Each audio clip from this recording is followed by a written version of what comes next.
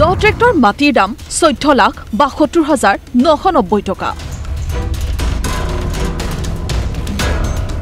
ঠিকাদাৰৰ বিলৰ হিচাপ দেখি হতবাক গাঁৱৰ ৰাইজ। বিজেপি চৰকাৰৰ দিনত গাঁও পঞ্চায়তৰ উন্নয়নৰ ছবি।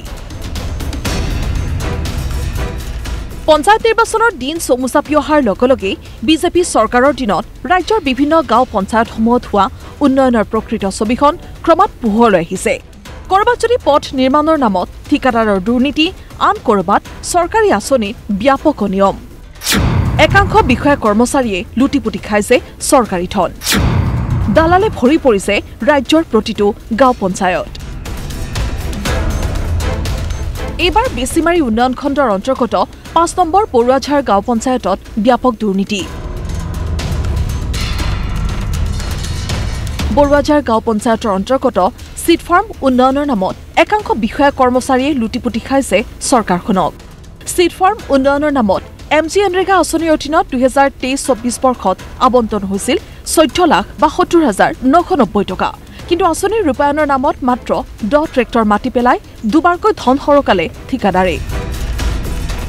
হয়, এইটো তাৰমানে বেছিমাৰী উন্নয়ন খণ্ডৰ অধীনত 5 নং বৰুৱাঝাৰ গাঁও পঞ্চায়তৰ দলগাঁও যিখন চিট ফাৰ্ম আছে, চিট ফাৰ্মৰ আৰ্ট ফিলিঙৰ কাম 2023-24 বৰ্ষৰ কাম। এইটো তাৰমানে অহাকালি 2025 পৰিবই, প্ৰায় এবছৰ হৈ গ'ল, কিন্তু কামটো আধৰুৱা হৈ থাকিল, কামটো সম্পূৰ্ণ হোৱা নাই।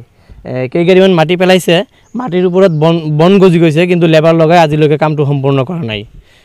এইটো আমি পঞ্চায়তৰ যিবিলাক মানে আমাৰ 5 নং বৰুৱাঝাৰ যিখন গাঁও পঞ্চায়ত আছে, তাৰমানে পঞ্চায়তটো দালালৰ ৰাজত্বত চলি আছে। পুৰা দালাল কি অকণমান কাম কৰিব আৰু পইচাকেইটা উঠাই লৈ যাব। অলৰেডি এইটো কামৰ 2টা বিল উঠিছেই, কাম নোহোৱাকৈ কেনেকৈ 2টা বিল উঠিল? ৰাইজৰ দাবী, আঁচনিৰ কাম ৰাজহুৱা কৰক ঠিকাদাৰে। চিট ফাৰ্মত হোৱা ধন সৰলুকিত লিপ্ত থকা বিষয়াৰ বিৰুদ্ধে বিভাগীয় কৰ্তৃপক্ষক কঠোৰ ব্যৱস্থা গ্ৰহণৰ দাবী জনাইছে ৰাইজে। পিছে সভা সমিতিয়ে উন্নয়নৰ জয়গান গাই থকা বিভাগীয় মন্ত্ৰী বিষয়াৰ চকু পৰিবনে বৰুৱাঝাৰ গাঁও পঞ্চায়তত হৈ থকা দুৰ্নীতিৰ ওপৰত? খাৰুপেটীয়াৰ পৰা শ্ৰৱণ কুমাৰ ঝা, DY365।